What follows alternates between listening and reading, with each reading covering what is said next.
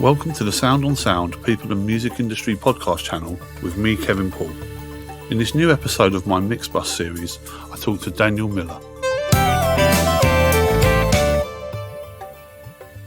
Daniel is the owner of Mute Records, a pioneering independent record label that started in the early 80s.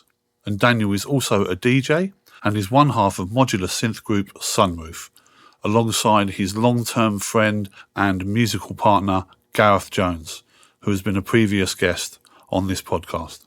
I highly recommend Sunroof to you if you're into modular synths and electronic music, and they've just completed the recording of their third album, which should be available sometime in 2024.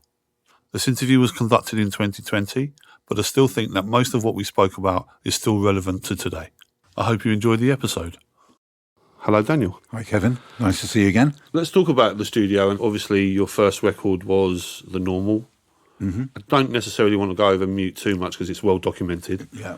But I am quite interested in how you got to make that first record. Where did your love of music come from? And what was that love? What was that music? Well, I was into music right from the beginning of my life, even before I remember. I mean, my parents used to say, we had a radiogram, as it was then, at home, and I used to love listening to like Three Blind Mice, and I would just stand in front of saying, play it again, you know. Yeah. So my teenage years were in the 60s, so it was an amazing time for music. Definitely. And I was into all the bands that everybody knows, you know, like the Stones, the Beach Boys, the Beatles, the Kinks, you know, all those great bands. And of course, you move from one to the other. You know, at a certain point, the Beatles were quite edgy, and then all of a sudden they weren't edgy at the beginning, and so you went on to the Stones, and then the Stones became a bit mainstream, and you went on to the Pretty Things or whatever, you know. But it was an incredibly exciting time. If you imagine, just from the Beatles' point of view, you know, 1962, I think it was, Please Please Me came out. That was their second single. And within 4 years, they'd done Sgt. Pepper. Wow. And you just think of the progress. And I suppose I just thought it was always going to be like that things would progress all the time at that kind of speed. But they didn't really, for me anyway. By the sort of mid to late 60s, so I was like 16, 17, I got kind of a little bit frustrated with that. And that music kind of got more self-indulgent rather than moving forward, I thought, to my ears. And then I really started to explore what was coming out of Germany. By chance, you know, I heard a couple of things from Germany. I heard Can for the first time and Amandul. And I thought, this is really interesting and very different and isn't based on Anglo-American music, really. It's coming from somewhere else. So that really excited me. And so that's kind of how I got into electronic music in a way. Right. Because they were using electronics. They weren't necessarily electronic bands, but they were using electronics in their music. And of course, then people like the Tangerine Dream and Klaus Schulze and Kraftwerk a bit later on, and Neu and all those bands. For me, they were really taking things into a very different direction to what was going on in the UK. I mean, there were exceptions. I like Hawkwind, the early part of Hawkwind, who had a similar kind of spirit. And people like Captain Beefheart in America and so forth, and the Velvet Underground. But generally speaking, I was listening to pretty much exclusively German music, and then I got very interested in the kind of electronic music side of it. What made you pick up a synthesizer? Where did that come from? I went to art college at Guildford to do film. I studied film and TV, and they had a little sound studio, but which was basically, it had 3 quarter-inch tape machines in it, 3 Brennell quarter-inch tape machines. Wow. And I started sort of experimenting with tape loops and delays and bit of tape manipulation. And then we had like the regular teachers there, but they always had visiting people. And there's a guy called Ron Geesin, who was like a sound artist and poet. He'd done work with Pink Floyd. Yeah. And he turned up to give a talk one day. And he'd just bought an AKS Synthy, the little one, the suitcase one. Amazing. And he didn't really know how to use it. He hadn't learned how to use it yet. And he just brought it in, and so we all had a kind of a go. And nothing much came out of it, because, I mean, if you don't really know what a VCO is, or a VCF or a VCA, or an envelope generator. You're not anyway, but that was my first actual physical hands-on experience with a synth. And I was in a band as well, like a school band, and play So what, traditional yeah, setup? traditional. I mean, I basically played guitar. I mean, we started when we were like 14 or 15. It was a school thing, playing blues mostly, and then got into a bit of other stuff. And I'd always thought, well, it wouldn't be good if I could, it was one thing to play cover versions of blues songs, but when you wanted to get a bit more creative, and do your own thing. And then all the band kind of, wanted to do different things. It was kind of frustrating. So I thought it'd be wonderful. Wouldn't it be great to be able to do everything yourself? And then punk happened. Yeah.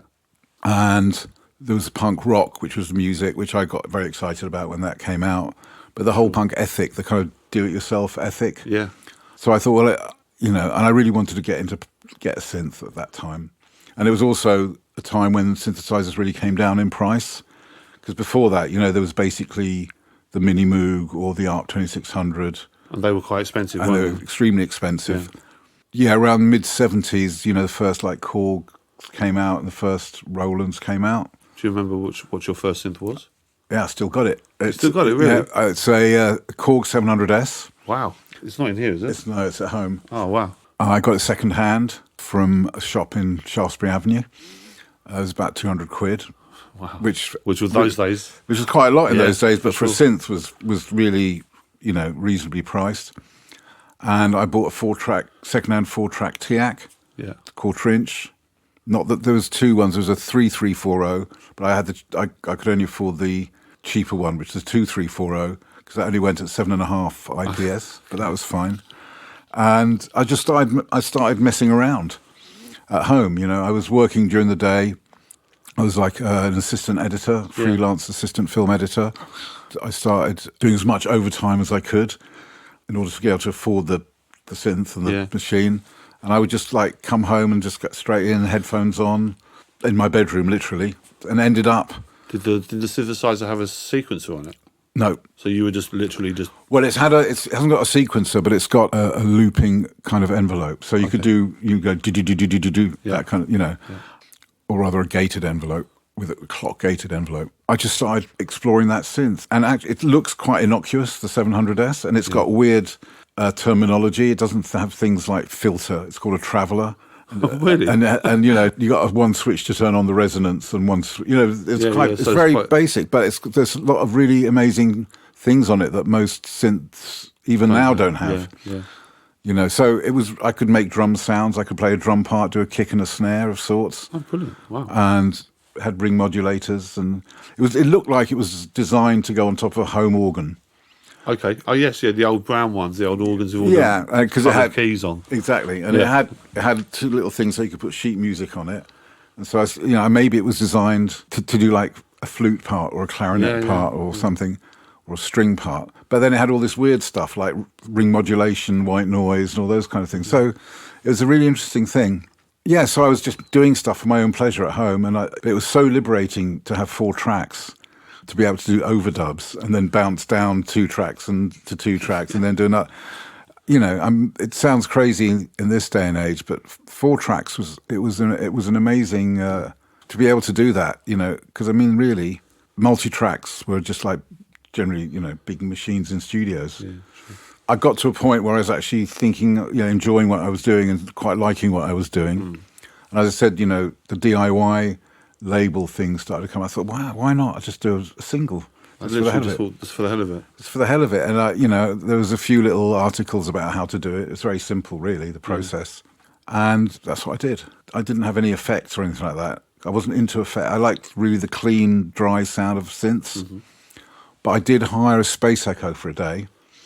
A Roland Space Echo? Roland Space Echo. But I could only afford it for a day, so I had to finish the whole thing in 24 hours. Literally, I did it in 24 hours. And I actually hardly used the Space Echo at all. But it was very good because it gave me the time limitation to finish the record. Yeah. And I mixed it onto I had my 4-track and then I mixed it onto a stereo machine. But the 4-track heads, I was using second-hand tape. Right. I worked at ATV for a while at the studios up in Boreham Wood.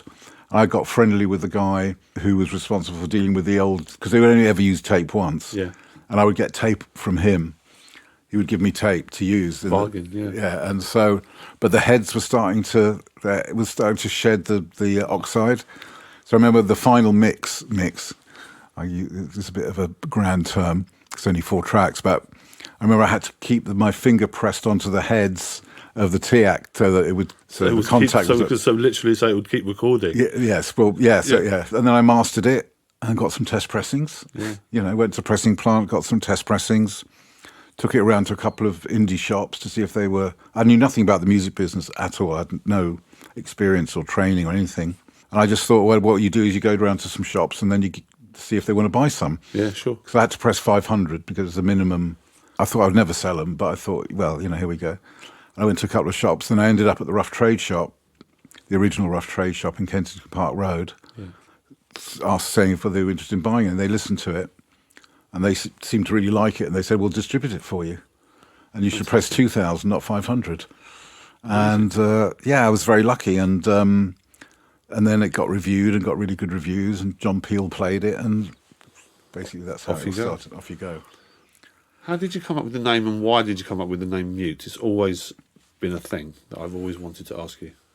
Well, I had lists of names, artist names, so-called artist names and label names. When you work in a cutting room in the old days with film, there's some film that's shot with sound and there's some film that's shot without sound. Yeah. And that's called mute film. Okay. And every day I was dealing with these film cans that said mute film, and I just thought, it sounds like a really good name. So that was on the list. Yeah. And that's really... And of course it's slightly ironic. Yes. I had to make a decision because I had to go to get the label and the sleeve printed, so I actually had to make a decision. So I thought, Mute, that'll do. And that'll do. Yeah. In the history of Mute, you've signed lots and lots of artists. Mm-hmm. Your musical taste is very broad.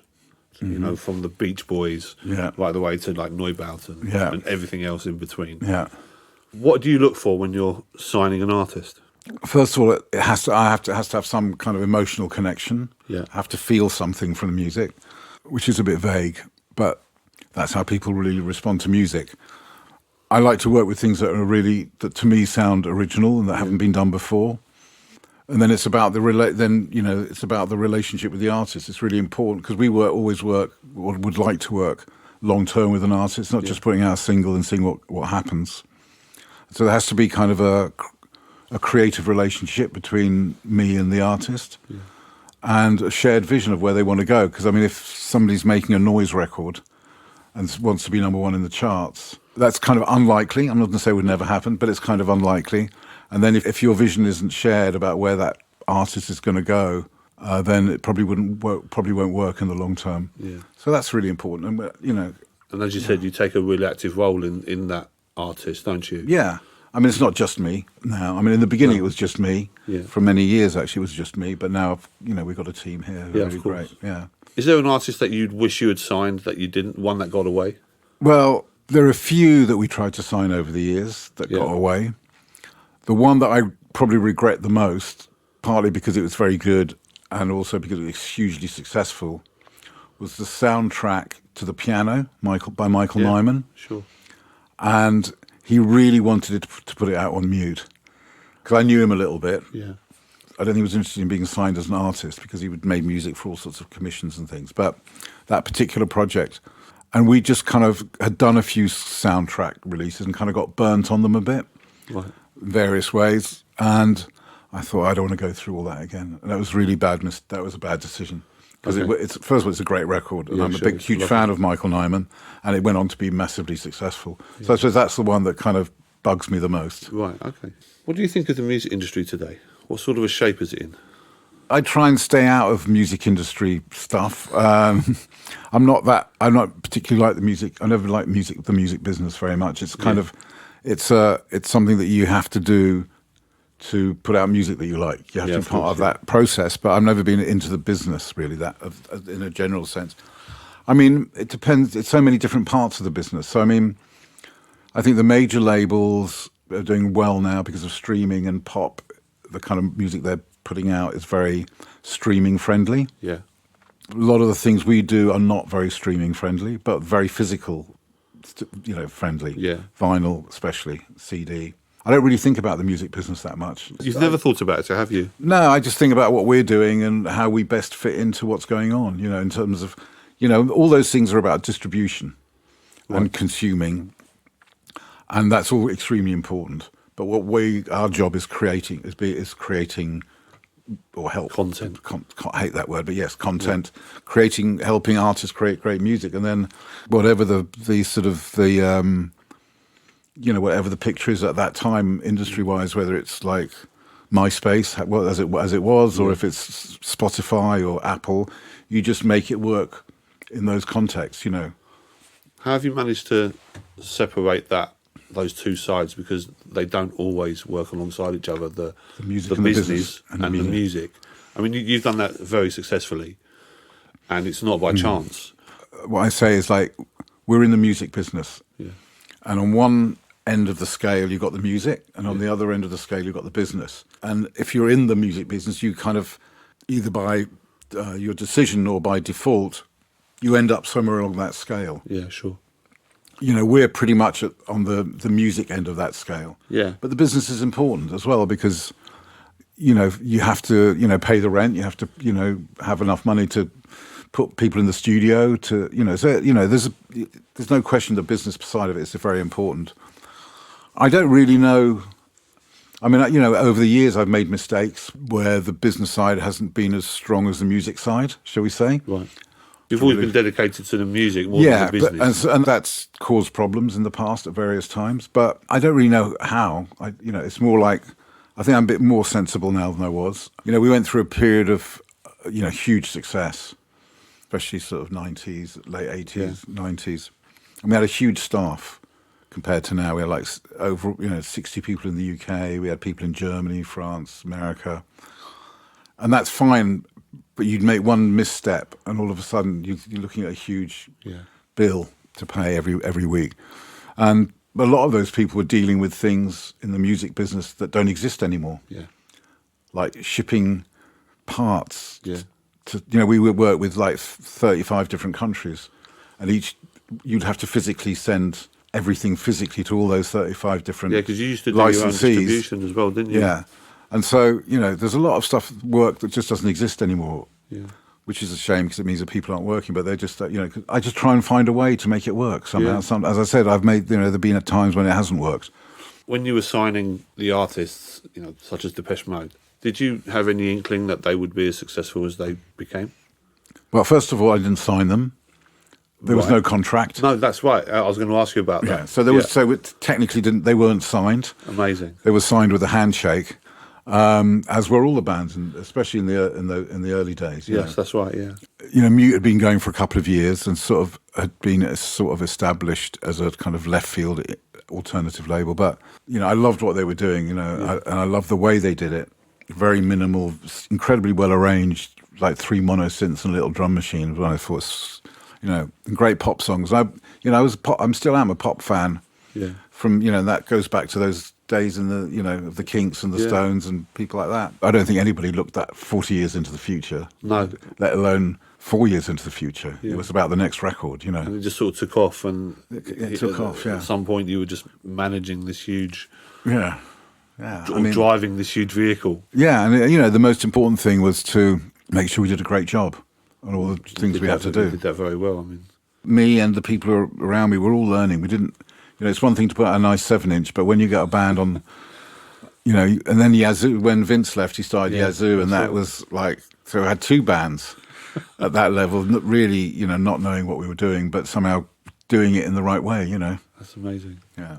You said you like working in the studio. What does a good producer do in your eyes? What are you there if you're producing a record? Well, the word producer is it's really changed over the last few years. I mean, a lot of people who make records as artists are called producers now. That's right, yeah. Especially in dance music or electronic music. Yeah. You know, they're the artists, but they're known as a producer.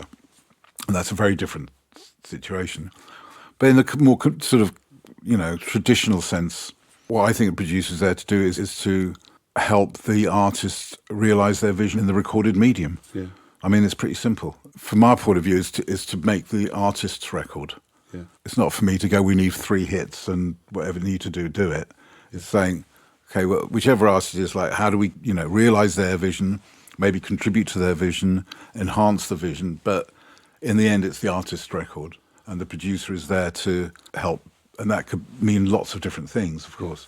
But that's the overview, what I think a good producer is, That's quite different to a lot of other labels, though, because a lot of other labels do say, I need some hits. Yeah, and I mean, listen, if you're working with a band who make hit songs, and they want hits, so, but that might come after you'd have the definitive version of a track, and then maybe you do a single version or a radio version, which probably would be edited, maybe mixed in a different way.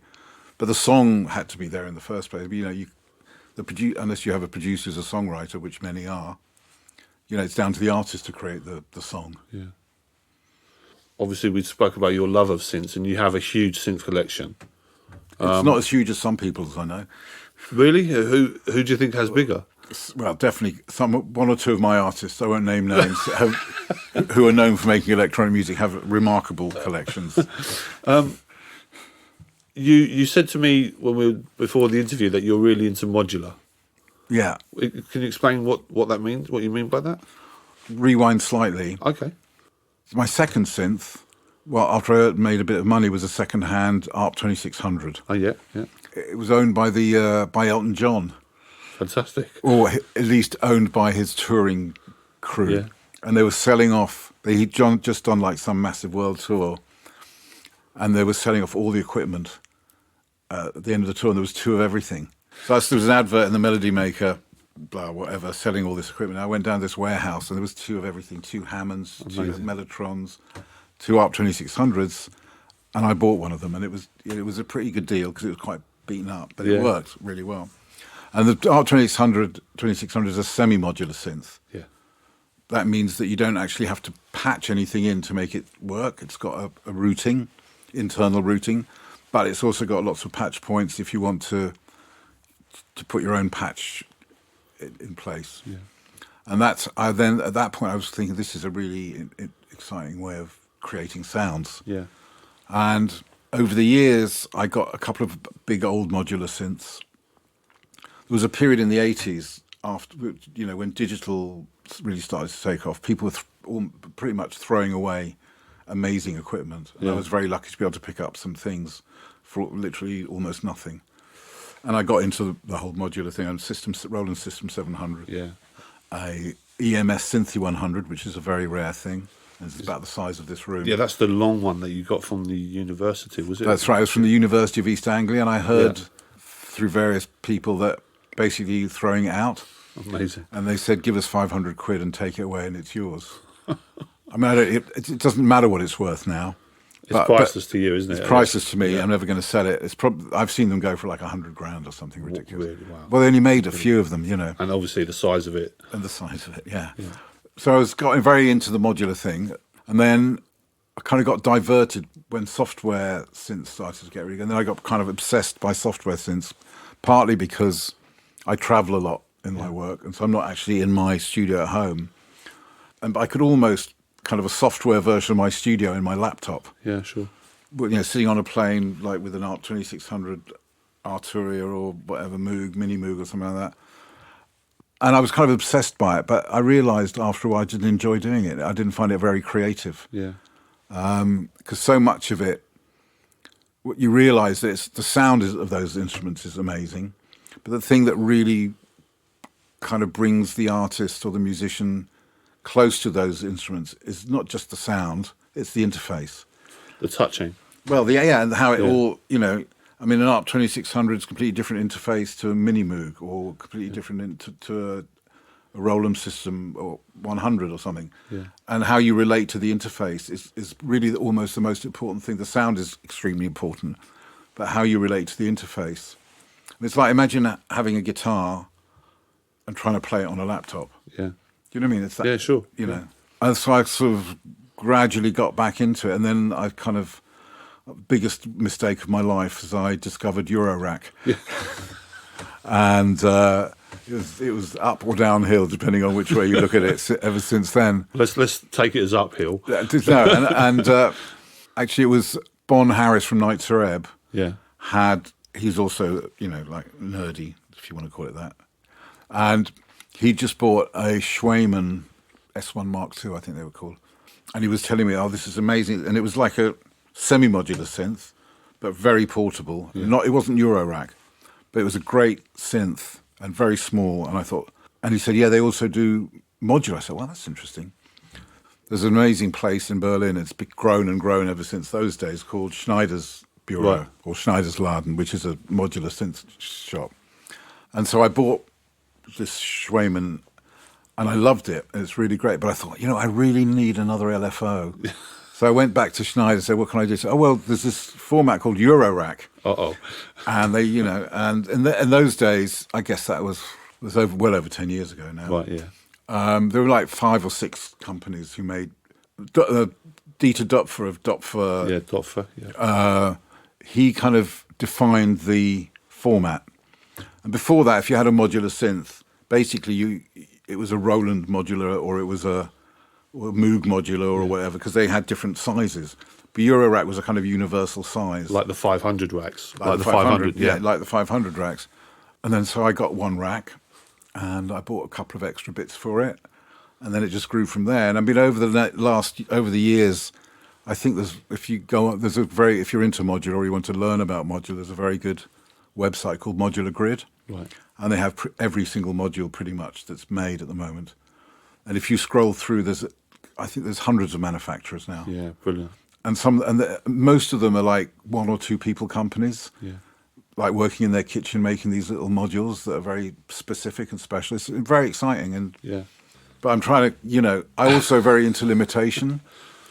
I think limitation in music is really important for a creative point of view, not to have endless choices. Well, endless choices doesn't always work. In fact, 9 times out of 10, it doesn't work at all. And, I remember the first synth with presets that we bought. I say we, I can't remember who bought it. It was Depeche or me. It was it was a PPG, which is a very interesting sounding synth, and it had presets, and I'd never seen presets before. I remember spending a day going through the presets, looking for bass sounds or string sounds. I said, "This is so boring. I'm going to ban presets." So we banned presets from the album, from the 5 albums that I worked with, and I think that continues today. I think presets, I mean, they're very useful if you're under a strict time limit and you've got to do a 30-second commercial by tomorrow. Yeah, I understand it. I think if you're making creative electronic music, I think it's really important to make your own sounds. Your own kick drum, your own bass, your own whatever it is. You've always thought like that, haven't you? Yeah. Yeah. And so anyway, the Eurorack modular system grew, and how big is it now? It's not ridiculous. I mean, define ridiculous. 100 modules? I don't know how many modules. It's not. It's more about the. It's more about the size of the modules, because I've got a live rig which is quite small, relatively small. Yeah, sort of. It's 7U. Yeah, that's right. 104 HP, and I've got a couple of extra little pods that go along with that. So, and then at home, and so I'm just redesigning my studio at the moment, but that'll slot into a slightly bigger system at home. Yeah. And I've also got, because I live half in Berlin and half in London, I've also got a system in Berlin as well. Yeah. But it's not one of those ridiculous. It's not. It's big enough. It's definitely.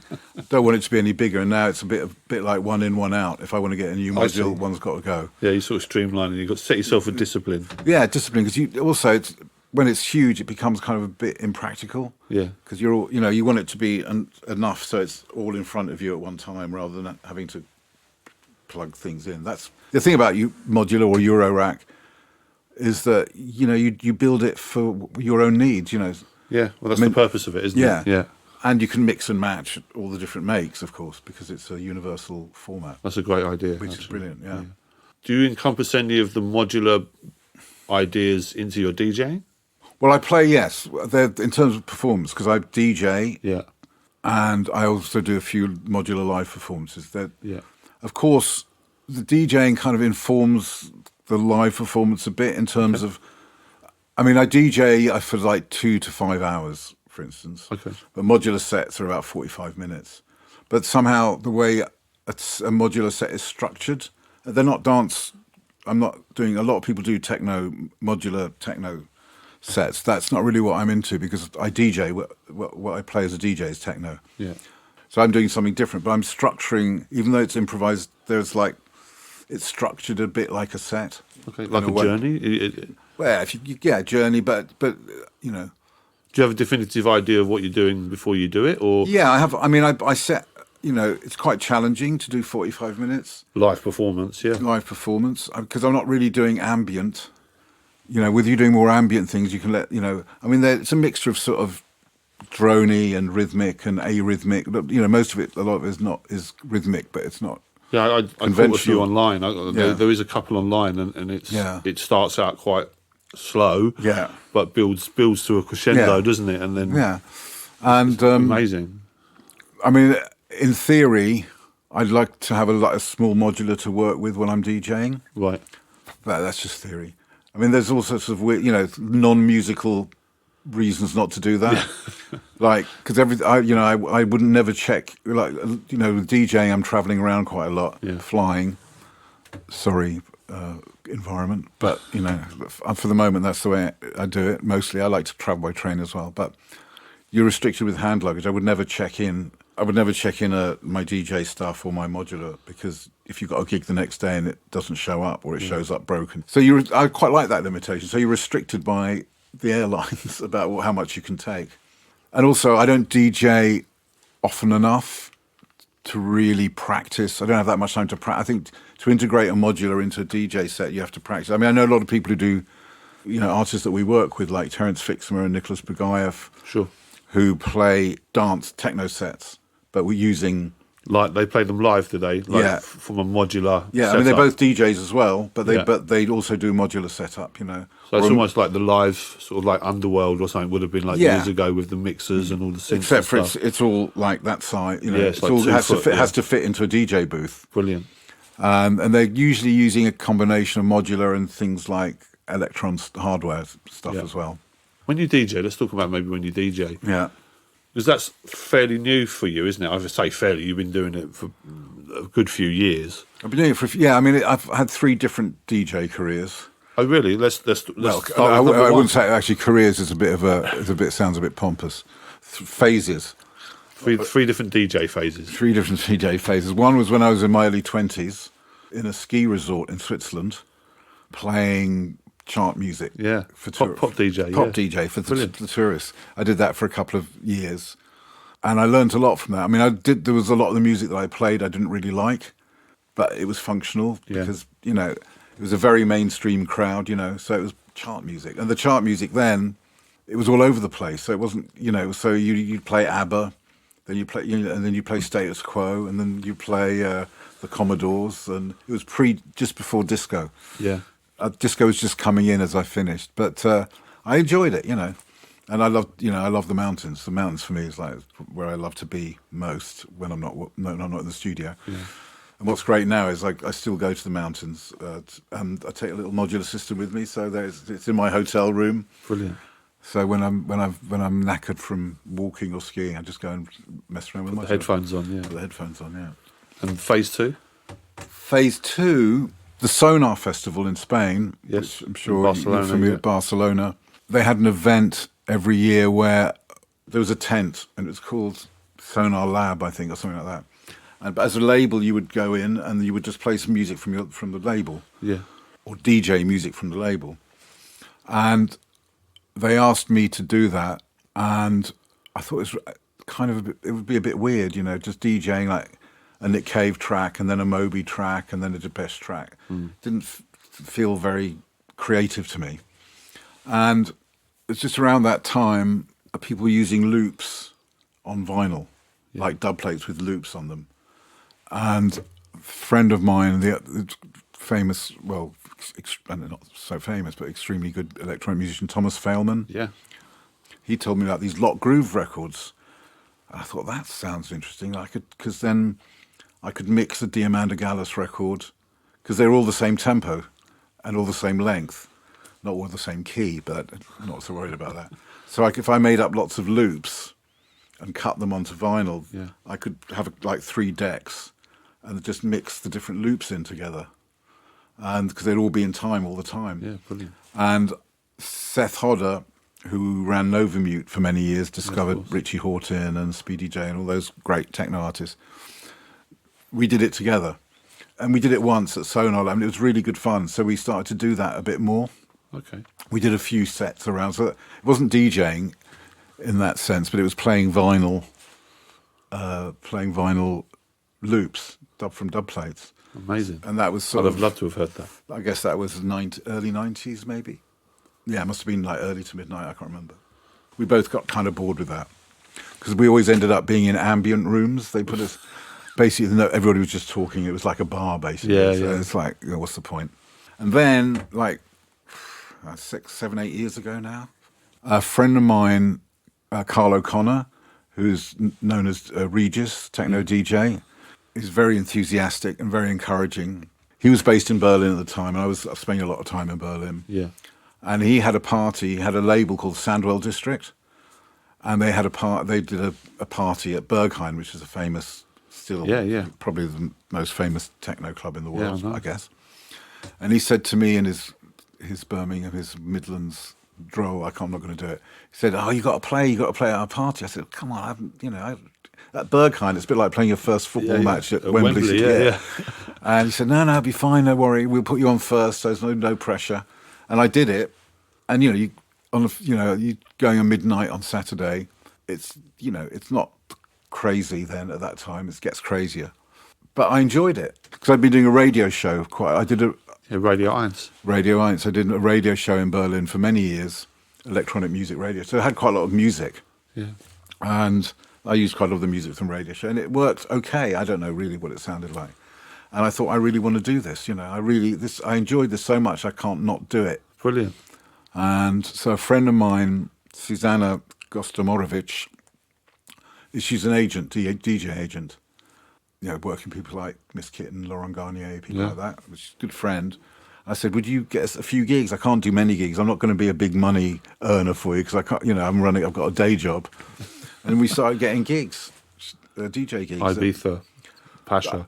I did play Ibiza. It's not my favourite place to play. But no, I'm more into Berlin kind of hardcore, sweaty. Yeah. And so I started getting gigs and I started really enjoying it. And I'm trying to cut down a bit because I want to do more modular stuff. The live stuff, performance-wise, you want to do I want to do more than that.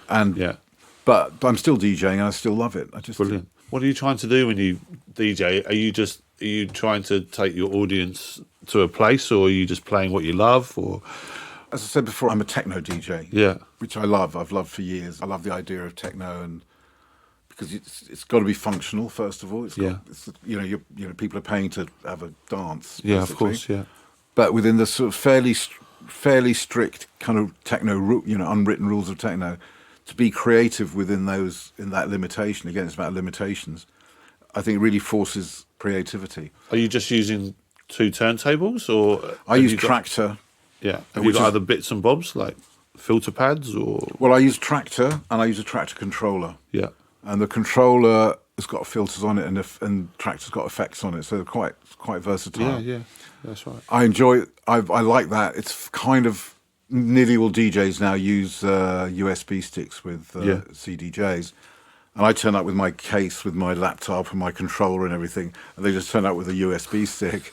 and it's much more practical, but I feel very at home with Tractor. Yeah.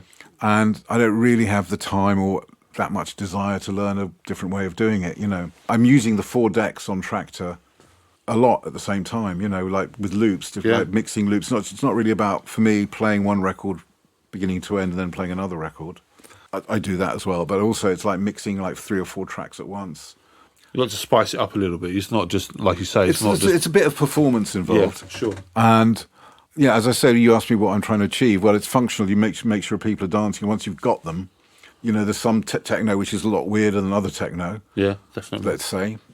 And a lot more experimental or interesting. And so you try and take them down those roads and bring them back. And I find that like 4 hours is a good time for me to So play. you can I mean, introduce them to you, sort of, Yeah. and then you can take them down, Yeah. and then you bring them back out again. Exactly. And, and leave somewhere for the other DJ to go.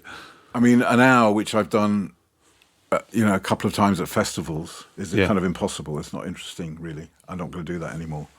It's an hour. It's just like you can't do anything in an hour. 2 hours is a bit is okay, but 4 hours. When I play Berghain regularly now, regularly a couple of times a year, and that's a 4-hour set. Or there's another club in Berlin which I really like called Sisyphus. That's a 4-hour set, and if it's working, it's amazing. Yeah, I'd love to hear that.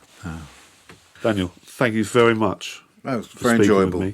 Absolutely. We worked together for many years at the Mute Studio in Harrow Road. Very many years. A lot of my life was spent in and around Mute and yourself. Your well-spent youth.